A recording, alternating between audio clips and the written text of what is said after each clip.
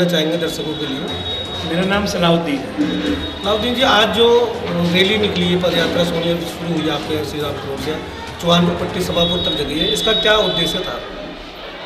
ये एमसीडी में एक बदलाव यात्रा निकाली हम लोगों ने, और दूसरा पंजाब में जीतने की खुशी में हमने एक यात्रा निकाली। अब एमसीडी चुनाव आने वाले हैं, तो इसमें क्या क्या मुद्दे लेके आएगी आम आदमी पार्टी, इसके बारे में? एमसीडी का तो सबसे बड़ा मुद्दा है करप्शन और सफाई व्यवस्था, जिससे दिल्ली की जनता त्रस्त है और बेहाल है। पिछले 15 सालों से इन्होंने तो दिल्ली को कूड़ा बना दिया और सफाई व्यवस्था बिल्कुल नहीं है। और उसके अलावा करप्शन की इंतहा ये है कि अपने कर्मचारियों को तनख्वाह तक ये बेचारे नहीं दे पाते हैं।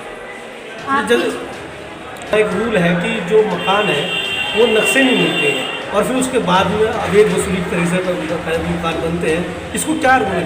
ऐसा नहीं है। दिल्ली की कच्ची कॉलोनियों में जो एक रूल आया था और एक स्पेशल प्रोटेक्शन एक्ट के तहत दिल्ली की सारी कच्ची कॉलोनियाँ महफूज हैं और प्रोटेक्टेड हैं। तो ये मकानों पर कैसे पैसे वसूली होती है? अवैध वसूली है कि गुंडागर्दी है सरासर। तो क्या आम आदमी पार्टी आएगी तो ये सारा बंद होगा। दावे के साथ कह रहा हूँ, ये जो लेंटर माफिया सब खत्म हो जाएगा। आपके क्षेत्र में महिलाओं की सुरक्षा के लिए क्या मुद्दे हैं जिसके कारण मैं आपको वोट दूँ? देखिए, महिलाओं की सुरक्षा के लिए सबसे जो जरूरी काम किया हम लोगों ने CCTV कैमरे लगाए जितना मुमकिन हो सका। और आज दिल्ली दुनिया का नंबर 1 शहर है CCTV कैमरे के मामले में, और ये आगे भी जारी रहेगा। इसके अलावा डार्क स्पॉट पे लाइट लगाने का, इस तरह की चीज़ें महिलाओं को बहुत सारी चीज़ें दी। इस तरह बसों में जैसे हमने वो लगाए, मार्शल लगाए, तो वो महिला सुरक्षा की दृष्टि से ही मार्शल लगाया गया वो। जिस तरह से पूरी दिल्ली में नेट के कनेक्शन किए गए, लेकिन श्री राम कॉलोनी में नेट की व्यवस्था युवाओं के लिए नहीं की गई। वाईफाई लगी है कुछ जगहों पे, लेकिन प्रॉपर नहीं अभी पूरा कंप्लीट हो पाया है, क्योंकि ये प्रोसेस में है। उसकी एक बड़ी वजह रही है, बहुत सारी चीज़ें डेवलपमेंट के काम प्रो MLA होते हैं। आप लोग जानते हैं बहुत सारे डेवलपमेंट की चीज़ें प्रो MLA होते हैं। यहाँ पे हमारा MLA नहीं है, MP नहीं है, काउंसलर भी नहीं है। अगर आपकी MCD में सरकार आती है तो आप क्या करेंगे 64 वार्ड वालों के लिए, वासियों के लिए? जो दिल्ली वालों के लिए करेंगे वही 64 वालों के लिए भी करेंगे। और यहाँ सफाई सबसे ज़्यादा दिक्कत है और सफाई में फोकस रहेगा। लेंटर माफिया खत्म करेंगे यहाँ इंशाल्लाह। क्या स्वास्थ्य पे भी आपका फोकस रहेगा? हाँ, बिल्कुल रहेगा। जो बुनियादी स्वास्थ्य की सहूलतें हैं MCD के थ्रू आती है। Primary education, primary health MCD के दायरे में आता है। प्राइमरी हेल्थ भी ठीक करेंगे, प्राइमरी एजुकेशन भी ठीक। अच्छा सर, अगर बात की जाए ए ब्लॉक में एक नाला पड़ता है जो कि बिल्कुल गंदगी से भरा रहता है, उसके अंदर गंदगी जिसकी वजह से डेंगू वगैरह पनपने की आशंका बनी हुई रहती है, तो अगर आपकी सरकार आती है तो उन नालों को पाटने के लिए अभी पीछे से अभी ये देखिए, नाला अभी दिल्ली में कोई खुला नहीं रहेगा। और अगर हम लोगों का जो प्रोजेक्ट है और हम लोगों की जो मंशा है, दिल्ली को खूबसूरत राजधानी बनाना है, और उसके लिए ये नालियाँ तो नहीं चलेंगी।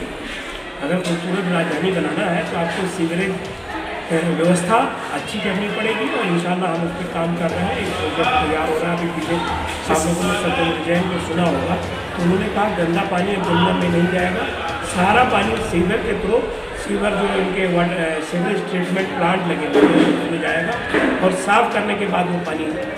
अच्छा, जिस तरह से कॉलोनी बसी है, बिल्कुल रोड के दोनों रोड है, एक तरफ वजीराबाद रोड है, एक तरफ पुस्ता रोड है, दोनों रोड हमेशा जाम रहते हैं। जिस तरह से पलटन सिविल सर्विस रोड बनाया गया है, अगर इसकी कॉलोनी की तरफ भी सर्विस रोड बना दिया जाए दोनों तरफ, तो शायद जाम से निजात मिल सकती है। नहीं, आपका प्रपोजल अच्छा है, इसे आगे देखेंगे।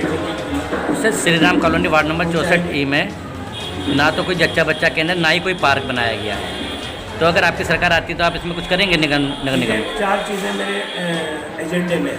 जी, क्या क्या जानना चाहेंगे? एक तो पानी यहाँ नहीं था, पानी आ गया। दूसरा, इतनी बड़ी आबादी, 1 लाख की तकरीबन आबादी है, और यहाँ सीनियर सेकेंडरी स्कूल रोड के पास है, उस पर काम चल रहा है। बहुत जल्द इस कॉलोनी को सीनियर सेकेंडरी स्कूल मिलने वाला है। और एक हॉस्पिटल 200 बेड का, वो भी प्रपोज्ड है, बहुत पहले प्रपोज्ड है। इसी कारण से वो फाइल लगी रहेगी, क्योंकि हमारा यहाँ MLA नहीं कोई रहा, उस पर भी काम चल रहा है। हॉस्पिटल भी एक आ जाएगा। अगर हॉस्पिटल किसी कारण से मालूम नहीं भी आ पाता है, कोशिश पूरी आ जाएगा।